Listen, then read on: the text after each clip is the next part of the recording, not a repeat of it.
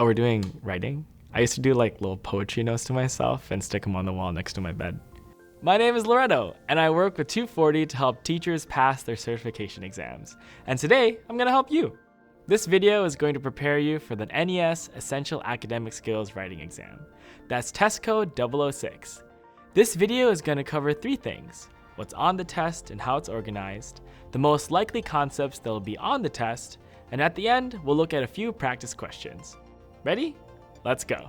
So the NES Essential Academic Skills writing exam is comprised of 2 sections. There's a multiple choice section and a writing assignment. The multiple choice portion is worth 75% and the writing assignment is worth 25% of your overall score. You'll see approximately 36 multiple choice questions and that 1 written assignment, which is also known as a constructed response question, or CRQ for short. This is just like writing an essay. Let's talk through the multiple choice section first, then I'll tell you all about the CRQ. The multiple choice section is broken into 3 competencies. You'll need to demonstrate knowledge of the writing process and apply understanding of purpose, audience, organization, and development in writing, effective syntax, sentence formation, and clarity in written selections, and standard US English writing conventions. Each competency also contains a set of descriptive statements to explain it in detail. We'll overview these when we dive into each competency. But before we do, I have one more important thing to let you know about the multiple choice section. The questions are all passage-based. This means you'll read a passage and answer several questions about it. And the questions are based on the competencies. So let's get started talking about number 1. The descriptive statements listed under the process and purpose competency let you know that you'll need to understand the writing process, understand effective writing for a given purpose, audience, and occasion, recognize the effects of a writer's word choice, evaluate thesis statements, topic sentences, and the writer's point of view, analyze details that enhance or detract from the writing's development, and select appropriate transition words or phrases. Now, that might seem like a lot, because it is, but we have everything you need to know to pass this competency, and the others too, covered in our comprehensive study guide. Right now, let's dive into the study guide to hear some tips on how to apply these descriptive statements to what you'll actually have to do on the exam. Let's take a sneak peek right now. You may need to revise a reading passage. You'll read a short passage and make changes to improve organization, remove unnecessary information, improve clarity, or otherwise generally improve readability. Let's go over some tips for how to do this. Reorganize to create a logical flow. Check the writing to ensure that sentences and paragraphs build on each other in the best order. For example, in a chronological text, all information should be in order by date. Also make sure to remove details that do not support the main idea. For example, a paragraph discussing the invention of the smallpox vaccine might be confused by details about the invention of antibiotics.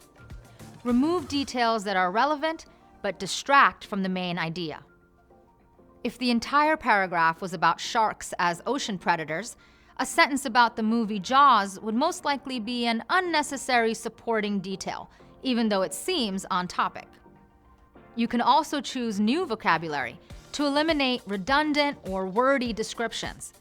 Remove multiple descriptive words if 1 or 2 more precise terms will do. And finally, edit phrases for consistency in style or tone. She's a star. I couldn't have said it better myself. Let's move on to category 2. For the syntax and clarity competency, be ready to identify errors in subject-verb agreement, identify sentence fragments and run-on sentences, replace imprecise or inappropriate words or phrases, and recognize wordiness, redundancy, and ineffective repetition of words or phrases. You might be asking yourself, but what does that mean? Like, how am I supposed to prepare for all of that on my test? I can't cover everything on this video, but I do have the 240 study guide. You can check it out on the link below. The 240 study guide will make you feel so confident, you might do a little stroll, strut, or a little shimmy all the way down to the testing center. But I digress. Let's shimmy into some need-to-knows for Competency 2.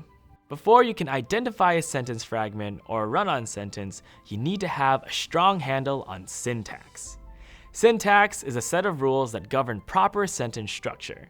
Syntax includes rules about word order and the arrangement of words into phrases, clauses, and sentences. A strong understanding of parts of speech, types of clauses, and types of sentences will help you identify and correct errors in sentence structure. We have all of this covered in the guide, but right now, let's focus on types of clauses. An independent or main clause can stand alone as a sentence. They can be found in all types of sentences.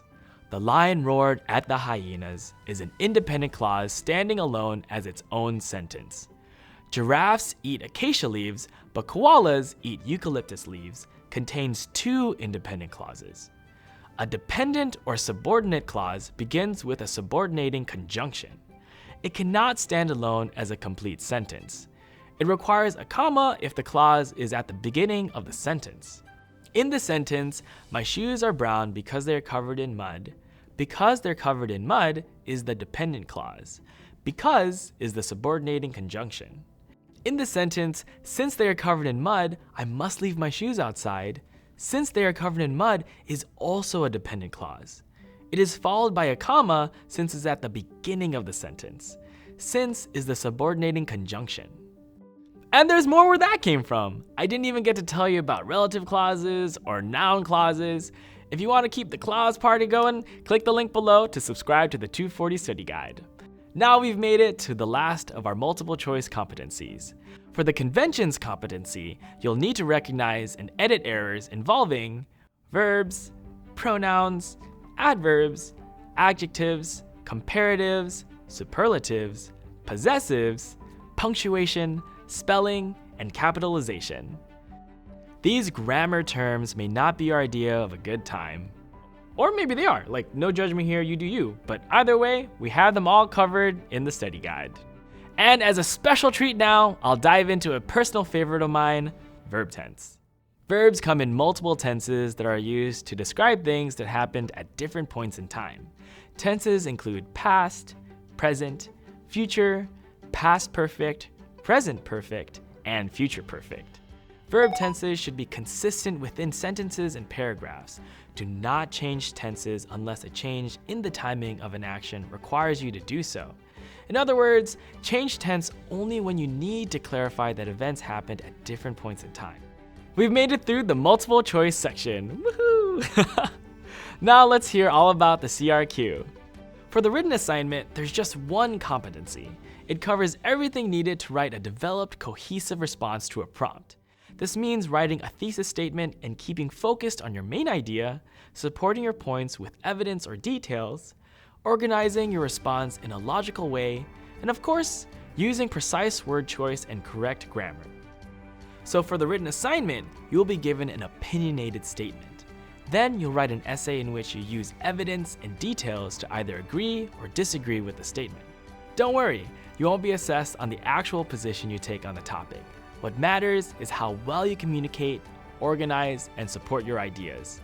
I'm going to give you a tip for writing your response. Then we'll go over a practice assignment together. One of the most important parts of your essay is the thesis statement. In your first paragraph, you should write a thesis that introduces the stance you're taking on the topic and the rationales or main reasons that will support your stance. Here's a simple formula to use. State your position and the main rationales behind that position. You can have 2 rationales or maybe even 3. Let's put this formula into action. Say you get a prompt that says animal testing is cruel and should be banned. Here's how you might write a thesis statement in response. I agree with the statement that animal testing should be banned because it causes pain and suffering, and technological advances have created better alternatives. With that thesis statement, readers know exactly what to expect from your response. From there, all you need to do is flesh it out. Give each of your own rationales its own paragraph, and you'll be set. The best way to prepare for an essay question is to practice. So let's check out a practice assignment now. Here's our opinionated statement. Online voting should be the exclusive form of voting utilized by state governments.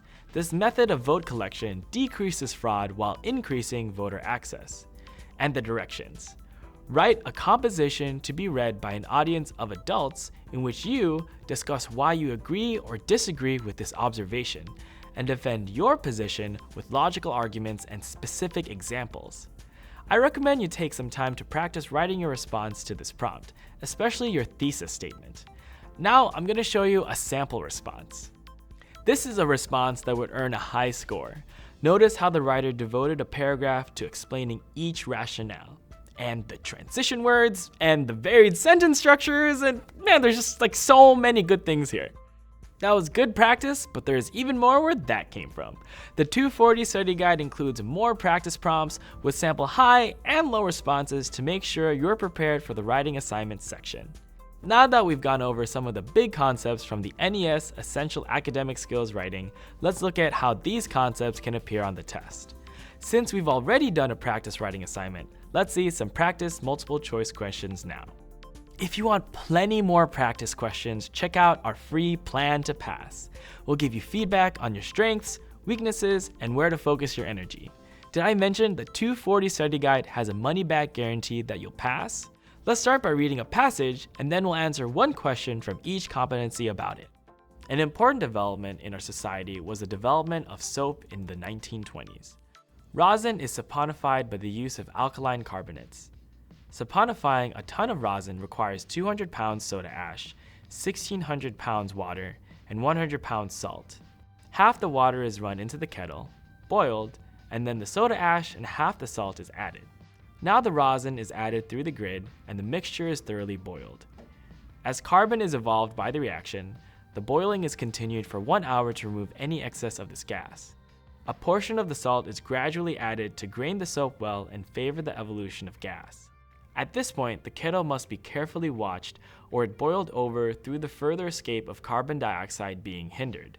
The mass, being in a frothy condition, will rapidly settle by controlling the flow of steam, so now is the time to prepare the final step. The remaining salt is then scattered in and the soap allowed to settle for 2 hours or longer. The lye is then drained off the top. Therefore, in the 1920s, the time spent saponifying rosin was about 5 hours. Oh man, yeah, that was a lot. Let's do this. Let's get into a question about improving the organization of this passage. Which statement, if added as sentence 2, would best fit with the author's development of ideas in the passage? C is our best choice. One of the most important steps in the process of making soap is the saponification of rosin is appropriate here because rosin is a substance that the reader may not know. This sentence flows into the next sentence describing how rosin is saponified. Okay, on to sentence structure we go. Which of these excerpts from the passage contains an error in sentence structure? Choice B is the one we want. The mass, being in a frothy condition, will rapidly settle by controlling the flow of steam, so now is the time to prepare the final step, is a run-on sentence. There should be punctuation before the word so to make a new sentence or to separate the final clause from the rest of the sentence. Alright, let's see one more. Which sentence requires revision to correct an error in verb tense? In sentence 10, we need to change boiled to will boil. The passage uses present and future tense, so the past tense word boiled needs to change to indicate the future. Okay, now that's just a small sliver of practice questions to give you an idea about how these concepts are assessed on the test.